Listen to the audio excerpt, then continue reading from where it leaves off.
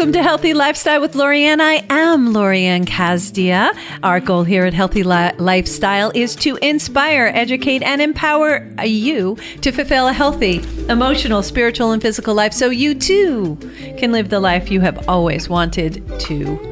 So today we have Coaching Corner with Vince Perrotta and Lorianne.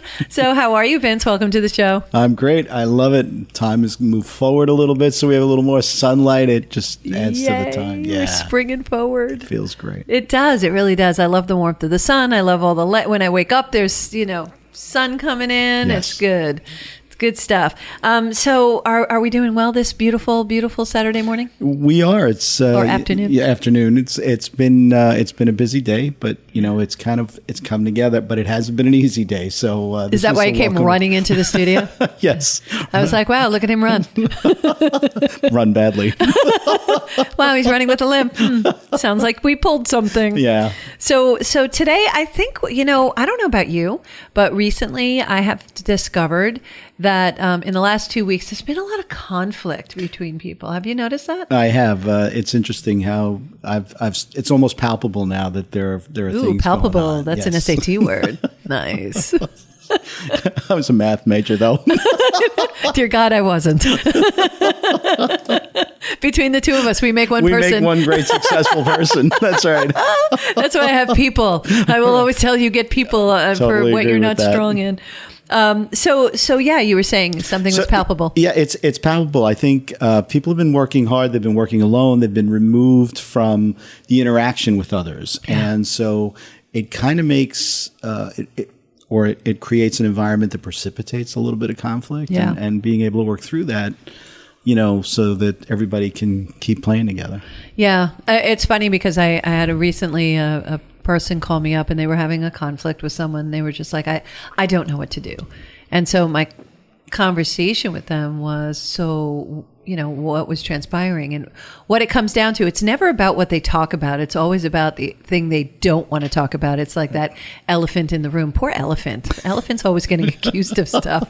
But they're always in the room. I know. Why? I don't know. Why? Right next to the 800-pound gorilla. No. Did you ever notice that? Welcome to zoology. I know, really 101. Well, yes. Wait till the advanced class. Oh my gosh. Sounds get never mind. It's just amazing to me that it's never really what it is. So what it ended up being, where it was the striking of two egos. And what I was really proud of is that my client noticed and recognized that she was bringing her ego into it. Right. That it was because the other person said a certain sentence, which I'll explain in a second, that it set her off. It was like she went into defense mode. And so she was definitely in her ego, not in her observer. And, we talk about moving from one to the other. And the smoother and quicker we can move into our observer, the better we react to the situation, which is what equation? E plus R equals O. Events plus our response equals the outcome. So if we change our response, we can pretty much change the outcome. So what the sentence was, no, I told you. No, I told you. And they were like, no, you didn't. Yes, I did. No, you didn't. They actually did that for a number of minutes. And I was just like, kindergarten? Didn't we leave that a long time ago? But have you seen that coming on too, that your ego or your client's egos are coming into play? And if they're working with us and then working with a coach, it helps them hone in onto that switch, right? It does. And the thing to, you're kind of alluding to also is to subtract the emotion. Yeah. Right? Hear the words emotionless. It's different than if you hear the words through emotion. And right now my children are probably going to go out a window, but when you listen to things, you listen with a prism. Yes. And it's really difficult to kind of move your prism to the side so you don't shade the words that somebody's speaking to you. They may be upset, yes, but if you could put that to the side and hear the words, you probably can get a resolution a little easier. Yeah. Yeah. And it had nothing to do with what the topic was. It had to do with the fact that they said that they were questioning their integrity of whether or not they heard it. So it was questioning them. And that's what they didn't like. That's the thing they were getting their back up about. And so that went back and forth. And I was like, okay, one of you have to become an adult, put it to the side and switch into your observer and say, okay, I understand. Let's move forward from here. Right. Let's move forward from here. So the great thing is the conversation went in a way that they did move forward from there, and that's a good thing. And you have to rebuild when you take somebody's integrity or you challenge someone, you have to rebuild that trust between the two of you. How do you recommend and go about helping people with rebuilding that trust? Sometimes it's really hard. It is, and I think the first thing to think about is it takes time. Time is the biggest factor. You have to allow that person to now see you in different environments, similarly, where you make the decision that you've come to kind of post situation. Yeah. Right? Yeah. Yeah. It's the P word. I hate the P word. I'm not good at the P word. That's patience. You have to have patience. And you have, it's valid. The other person lost faith in you, lost trust in you. Right. And you have to build it back over time by words and action. So, and I say this to my kids. Yeah, now my kids are jumping out of windows. I say to them all the times, it's words and actions, not just words, not just actions. So when somebody says, oh, I'm going to do this and I'm going to support you, but their actions show you otherwise, you know that there's not a truth. It doesn't mean they're lying to you. It just means that it's not a full truth. Right. Right. So do you run up against that? You do sometimes, because especially with my experiences with people that were managing people, right? So when you lead a team, you're going to get those conflicts. They arise very commonly. Yeah. And then the interesting thing was, if you have both team members that report to you in the same assignment, people see things differently, and people approach things, and your ability to kind of get them to see each other as strengths, kind of the yin yang almost, where it's like, okay, but Lorianne does this incredibly well. I think what maybe we can do is help her see, this is your strength, Vince, and if you can do this, the two of you are unstoppable. But think about it, you're better together than you are independently. Yeah, collective mind is always better than the singular mind. And that's why when you're in your ego, and this is the easiest way to explain it, when you feel emotions, when there's an emotion attached to it, I'm happy, I'm unhappy, I'm frustrated, you're in your emotion. When you're in your observer, there's not an emotion. You're looking outside the window, so to speak, as we're in an enclosed windowed room in the studio, but you're outside of that window looking in and observing what's going on, observing what you're doing, observing what the other person's doing, and not making it personal. It's not personal. And I think you said something earlier. Somebody approached you. They approached you because they wanted to get a perspective. That is probably one of the healthiest things to do. When you're really upset about it, go to somebody who you know is disconnected, that will be dispassionate about what you're going to talk about, and somebody that will look at you and say, Lorianne, I heard everything you said, and I have to be honest, I think you're either overreacting or that's not the situation. Because it'll take a little of the wind out of your sails, and then by the time you speak to that person, you're not confronting them, but you're speaking to them. Yeah, yeah. And listen, in any kind of relationship, both parties are culpable. Somebody... That's an SAT word. Oh, thank you. I know I missed it. My head hurts now. You missed that one? Yes. See, you weren't looking at my paper.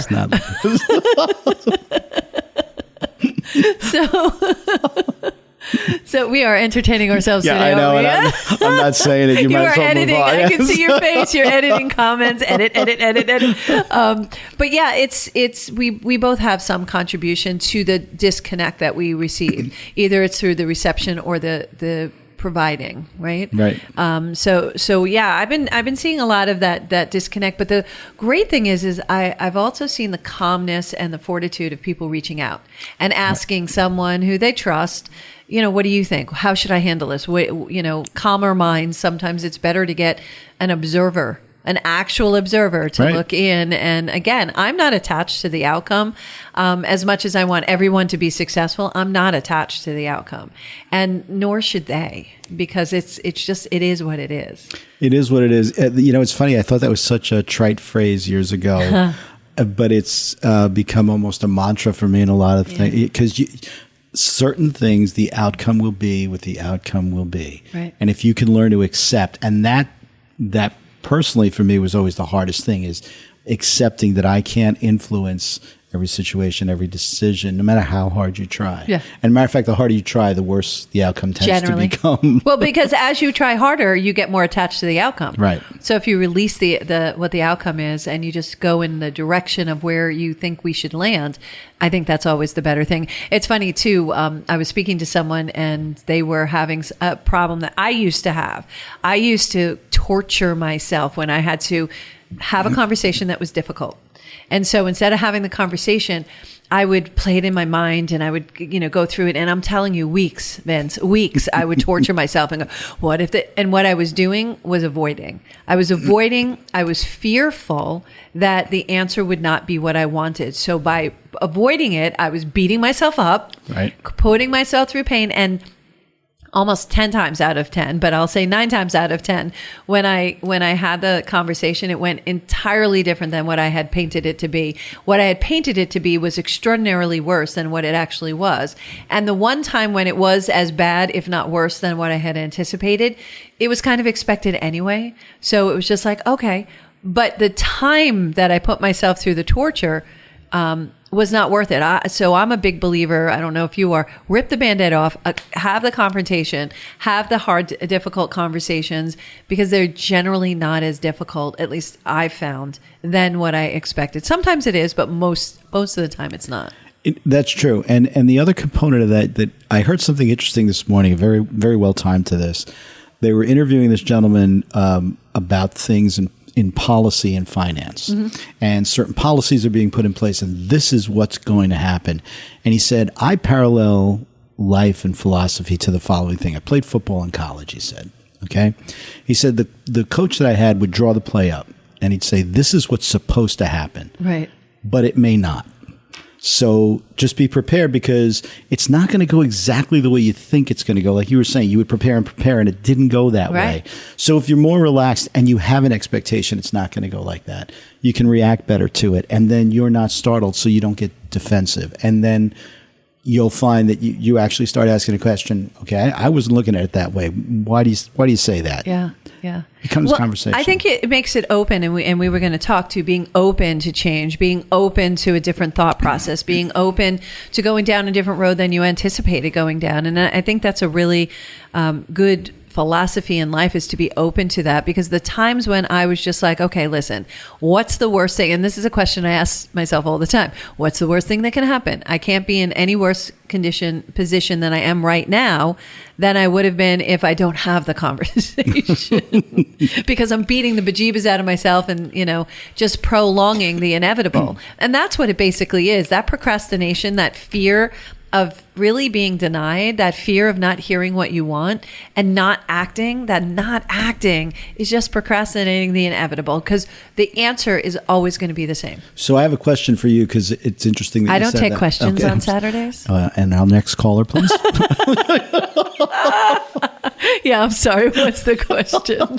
That's an example, by the way, of reacting. That was awesome. Well played. So if I always think about, sometimes something will happen. Do you address everything that happens, or do you look for patterns and wait for, because, some folks, as soon as it happens, it has to be addressed. And then some folks will speak to, look for patterns of things, because sometimes something can happen, but it's not emblematic of let's call it continued behavior. Yeah. Right. I'm a pattern seer anyway, so I look for patterns. I think that's a really good thing to do, because when you see the patterns, you can handle it better. And you need to look at patterns within the person and within the surrounding.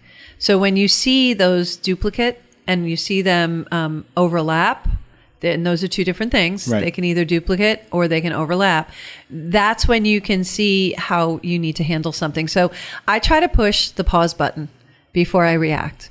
I'm not always successful at that. Sometimes my Italian heritage takes over. I was just thinking about that. That's something I have to deal with. I won't say you. No, I do too. Yeah. No. That's the other day I was on the phone and and I mean this with love, because I can say it because I am Italian. The guinea just kicked right in. I was just like, I was 0 to 100 in 5 seconds. And it's mostly because it was just, I felt disrespected. Right. And so that's a quick button for me. And I was like, okay, pause button. pause button, that Staples button, which is my pause button, that couldn't have been bigger. It right now it looked like a pinpoint with that because I was really up, 0 to 100. But yeah, I think I agree. I think you need to hit the pause button and see if you can see the patterns. How do you see patterns? So I look for, I'll ask questions along the way after I see a couple of exposures. And then ultimately, when you see the pattern, you can come back and say, we talked about this. Well, I've kind of followed it, and it's kind of been top of mind for me. So help me understand. This is the situation on multiple occasions. That makes it a little easier to make a compelling example to someone. Yeah, I'm laughing because that statement, help me understand, it puts the fear of God in my friends and family because they know, they're like, ruh-roh. Ruh-roh, now we've had it. So because when I don't understand, I like asking that and I put it back into their forum because I don't. So it's something contrary to what I had anticipated or expected. And I really like other people's perspective. It makes me better at what I do, right? It makes me it makes me look 360. So I used to have a job where I would advise my former boss, and my job was to give him 360, the good, bad, and the ugly of a situation, so that they can make the best decision possible. And we don't always have all the information, so we 360 whatever we have, right? In our situation. Well, 360 is also a humbling experience, depending on what you're asking. Because, people that either report to you or clients, and then you've got your peers and to whom you report. But the thing that comes out of that I really didn't learn until I became an older guy is that the higher you go, the more the responsibility you have, the less you speak and the more you ask questions. Yes. And you listen a whole lot more and a whole lot better. And yet when you start your career, you're just ready for it, right? You're on fire and you just want to share these great ideas.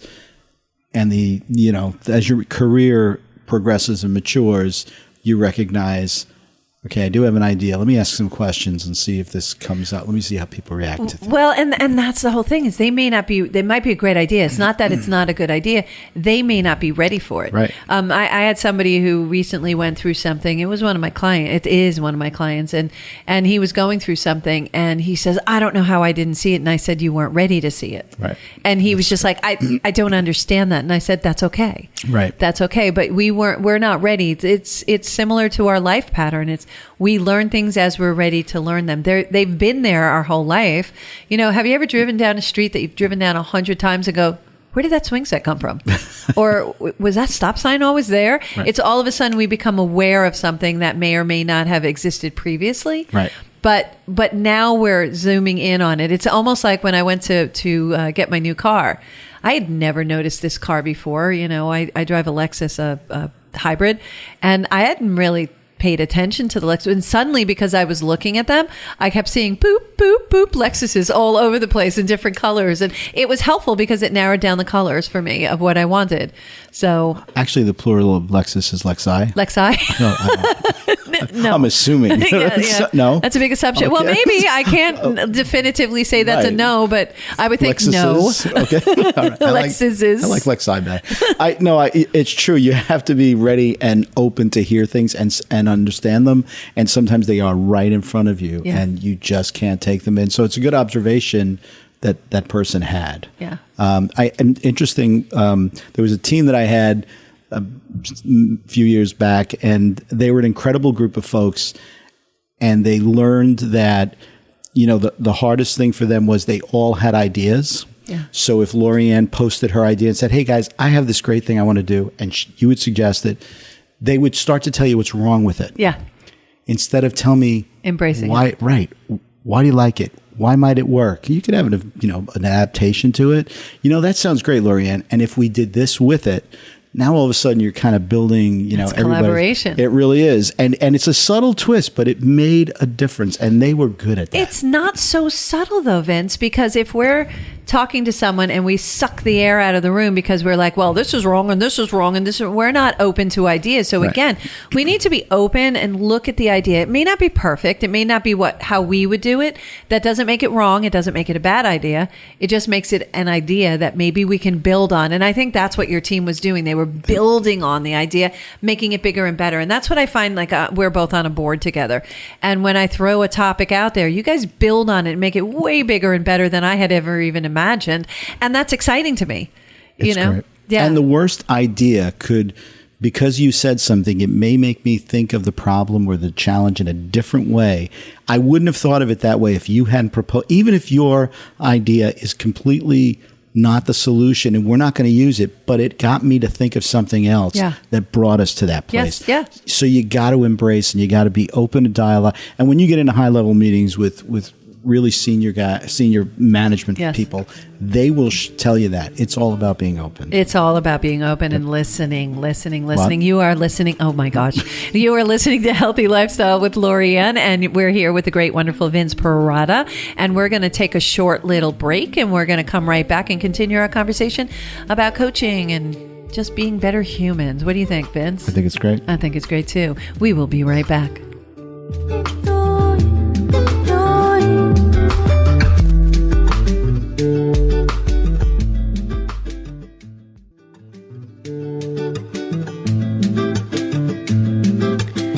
Well, welcome back to Healthy Lifestyle. I am Lorianne Casdia, and we are here with Vince Perrotta today, having conversations about coaching, mentoring, dealing with situations, and more.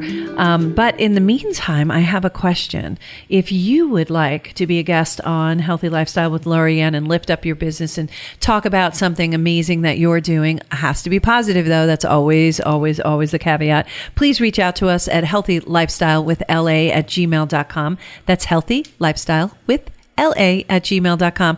And we're also live on Facebook every week at @ Healthy Lifestyle with LA. So come visit us on our page and watch the show and give us comments and feedback. We do actually answer the questions while we're live. So if you have any questions while you're listening, we'll be more than happy to respond. In the meantime, back to you, Vince. So go ahead. So we were talking a little bit about just the openness to ideas, and it kind of brings up creativity. And how do you, if you really want to encourage creativity in a team, that openness, sometimes even conflict. There is good conflict. Yeah, right? It absolutely is. So I had the good fortune of working with a group of folks that probably were the smartest group of people I had ever met.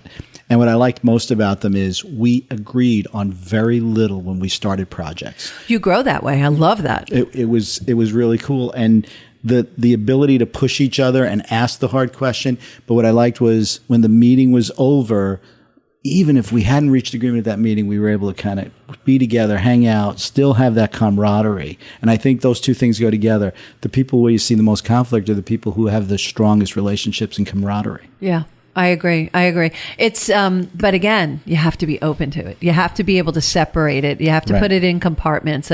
It was funny in an old job. I'm someone who can put things in compartments. So if we're working together, but we're also friends outside, there's a separation of church and state, so to speak.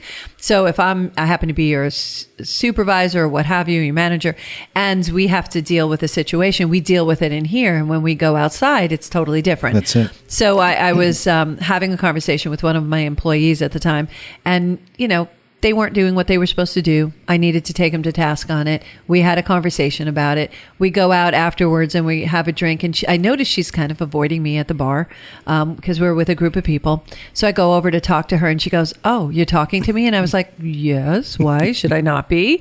And do you know something I don't know?" And she was like, "Oh, I thought you were mad at me." And I was like, "I was never mad. I was disappointed at work, but I said, this is outside. So this is different. Right. We have a good relationship. We need to keep the separate hats on." And that's when I started talking to people who I work with, who are also my friends, and invariably my clients end up being my friends, that now I have my coaching hat on. Now I have my friend Lorianne hat on. Now I have my mom hat on. Whatever the case. I do. It goes with the shoes. I do, but they match. And I have the purses to go to. Everyone is shocked by that. Anybody who knows me is not. They're like, you have a carry closet, so stop it. But I love the fact that, we're able to use a dialogue, a cue, a verbal cue to allow us to shift into our different relationships. You and I have that. We work together. We're on boards together. We do this together. We hang out. We challenge each other. We'll ask each other questions that nobody else will. And we even do that. I'm going to share this. We have this pause where it's like, okay, I'm going to ask you something now that's a little tough. Yeah. All right. And then I'll pose the question or you'll pose the question. And we get it. We're pushing that button right now, but that's okay. You let that person know you do it respectfully. Well, because I trust you.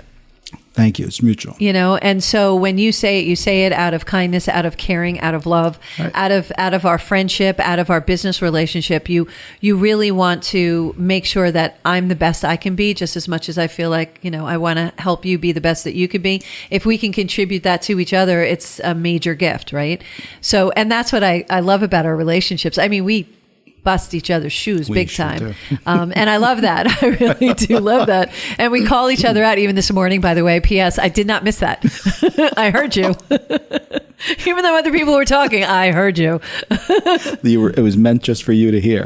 Got it. I got it. So it's really, and I love that relationship. And those are the strong relationships because I get better as a result of your questions. And you have me think of something, whether you agree with what I'm doing or not, the direction I'm going or not, it doesn't matter. You just give me a different perspective that allows me to make sure I am 360ing, to allow me to look at it in a way that would be more productive. So my response in my E plus R equals O is even better. And that's as a direct result of you just making me think. And that's why I love the questions. And you should love questions.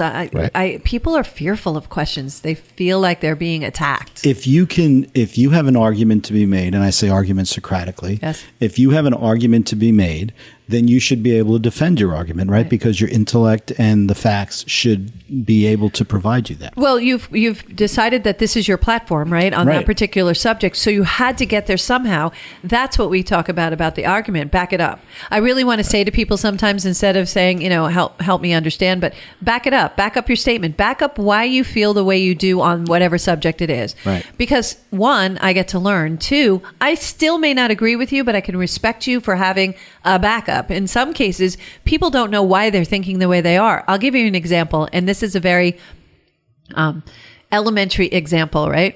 So I was thinking about, and recently, last year, I changed all the products that I use in my house. And I was sitting there going, why am I using these products? These products are really toxic, not only to me, my family, my pup. It's toxic for the environment as well. Why am I doing this? And after having a stint working with the water center, I knew what we were doing to the water. So now I'm very hyper aware of this. And when I sat down to think about it, I'm using these products because my mom used the products. And my mom used the products because her mom used the products, not for any other thought process. And I'm like, oh my gosh, I'm not using these products anymore. Not just because mom used it. I'm not using it because it's toxic and it's not in alignment with my values. So I actually put thought process behind it. Whereas before I was just doing what mom did. It was kind of goes to that. I'm sure I've told you the story where I have this, it's called Beretti soup. And mom gave me the recipe for grandma for Beretti soup. And I love it. It's fantastic. It has ditalini, blah, blah, blah. So the piece of meat in the instructions, it had cut off both ends. And I was like, okay, but it always bothered me. I don't like to waste. Right. So, that's the Italian in me again. It's like, what do I do? I got to make something from this. So I didn't know why. And I asked my mom and she goes, I don't know. Ask your grandma. So I called grandma up and I said, Grandma, why do I have to cut the ends off? And what did you do with the ends? And she was like, well, I only had a pan that was that big, so that's the only way it would fit in there. And I'm like, seriously? I could have been keeping this all together the whole entire time. So I took the two ends and put it back in the pan and made it from there. But it's things like that. Are you with Rita Rudner this weekend? No. That was a perfect. But it's so true. It is. And it leads to the question that I ask people all the time. People always say, I really want to know, tell me the truth. And I always say people don't want to know the truth. They want to be validated. Yes. And If you ask a coach, they're not validating your logic. No. They're going to tell you or ask you good questions that's going to lead you to question, right? Because tell me the truth is probably the most overused, inappropriate phrase. No, lie to me. I love that. Right. But then if you tell someone the truth, how often have you done that? And then like, well, and they have to refute it. Yes. Listen, what you do is not my business, whether you make this decision or not. You asked me to tell you the truth. Yeah. Were you asking me, listen, validate my decision? No, you asked me, tell me the truth. So now I'm going to tell you things you may not. And that's the person that you most want in your life, because they tell you the things that, you know. I could tell myself the same thing that you're going to tell me if you're validating me in a mirror. I don't need to have the conversation with anybody else. When I ask somebody for their opinion, I want to know what you think. I value your opinion. So if you come back and give me what your version of it is, it doesn't mean I have to take it. It doesn't change who I am. That's the point. It doesn't diminish me. It's just a different perspective that I was like, didn't think of it that way. How many times have I said that to you? All right, a lot. Easy. But that's one of the reasons. Ratchet it back, Vince. Ratchet it back. All right, I'm fine now. But that's one of the reasons I used to always ask my dad. And it's very funny because my father was a very nice man, led a regular life. But I always counted on my dad to tell me the thing that nobody else would say. Yeah. Like he would say, son, that's a bad decision. Here's the reason I think it's a bad decision. And I always said to him, Pop, no matter what you tell me, I'm going to do what I want. I was confident enough in myself, and I loved him enough that whatever he told me, I was still going to do it. But I wanted his logic, because if my argument didn't stand in his logic, then I would question myself and say, maybe I shouldn't do this. Well, and that's again, it goes back to having a backup to why you're doing it. Right. You know, it's Simon Sinek's book that, I love, Start With Why, right? But there's a different version of why too. Why you do things, but also why? Why are you making this decision? Where do you want to go with this? Right. We have to ask ourselves those questions as opposed to just following, okay, we're going to do that. Right. But our society teaches us to follow. Our society puts us in these pigeon boxes and says from elementary school and says, no, you need to stand in this line and you need to do this and we all need to do this together. And it takes away that critical thinking. And I don't mean to interrupt you, but think about the greatest minds, the most successful people were the people who went, I'm not following the path. Yeah. Right. And I'm going to butcher this, so all the English majors out there, but I think it was Robert Frost who said, the path not taken, or the road not taken. Least taken. Right. Yes. Instead of, and I loved that. I thought that resonated with me. Yeah. Right. We don't need to do what everybody else or approach it the same way. Right. And that's the cool thing. And it goes back to what we hear a lot. It's overused, is like, be genuine, be authentic. We hear a lot of that, which is really true. You need to be genuine. We need to be authentic, but let me put it in different terms. Just be you, because everybody else is taken. And when you are you bring so many good elements. Not you specifically, Vince, you and the collective you. No, you were right. But you too. You are so magnificent because that different perspective, that different eye on it. I love surrounding myself with people with different thought processes.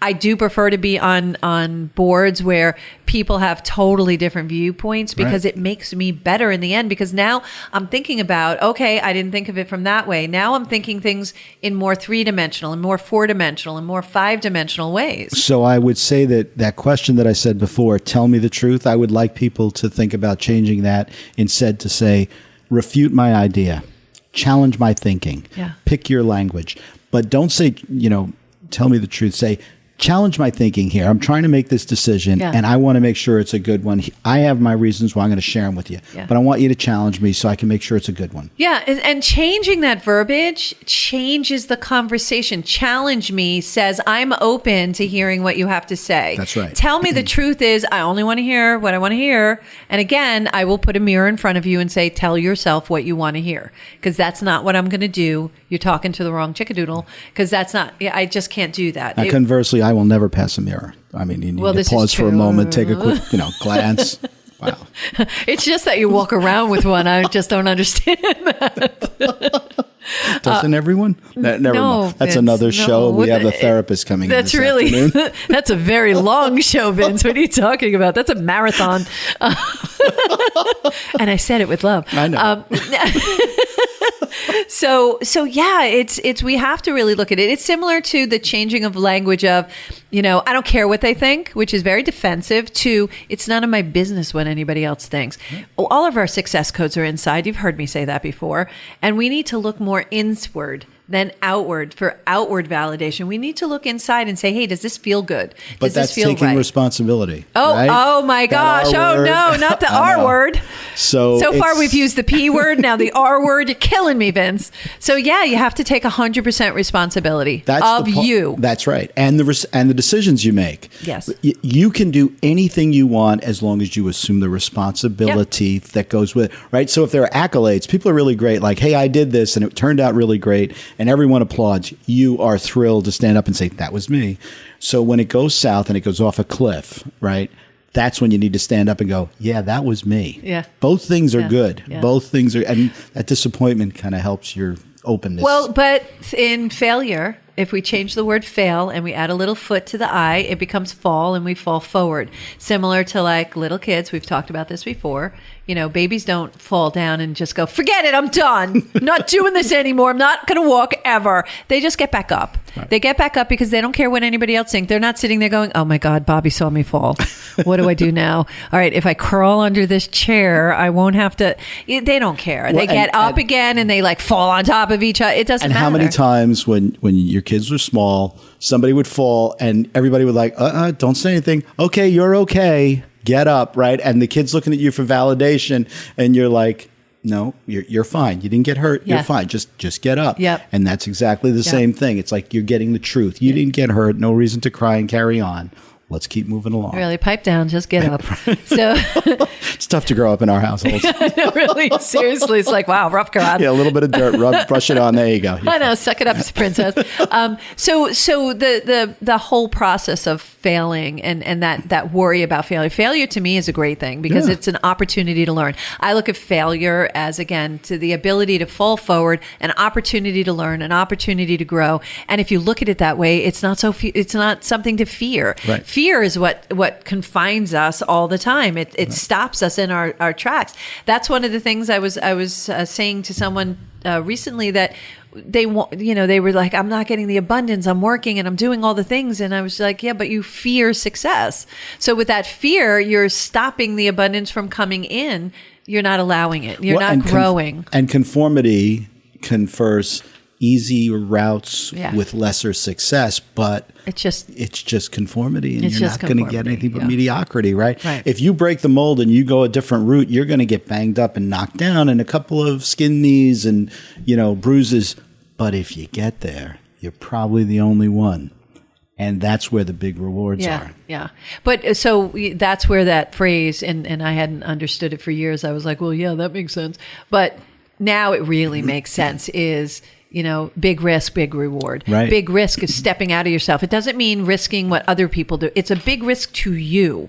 It doesn't matter if it doesn't look like a big risk to you or I. It's a big risk to the individual. Right. Taking that next step is like scary, scary, scary. The cool thing is I always say too, I'm with you when you're taking those jumps, especially as a mentor and a coach like you. We're with them. We're with our clients as they take that leap, as they take the jump. And if they go splat, we're going splat with them. We jump out the window with them, proverbially, not really. Right.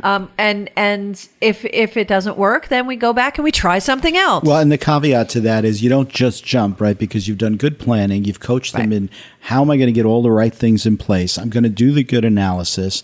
And so you've mitigated, right, all as much the potential risk that you can. Right. And as long as you've mitigated risk and you made a thoughtful decision and you've challenged yourself that I'm not just right because I thought of it, but I've gone with people that challenged me and they still think it's a good idea, you're in a good spot. Yeah, that's why feedback is really important. Feedback is a great thing. It's hard to take sometimes, but feedback is good because you're like, ooh, look at this. I did such a good job and blah, blah, blah. And someone comes in and goes, why'd you do that? And you're like, I don't know. And so, so feedback allows you to kind of adjust. It doesn't mean we sway every time somebody comes in with a different idea. We take it in, we digest it, see if it's in alignment with our values, our mission, vision, value statements.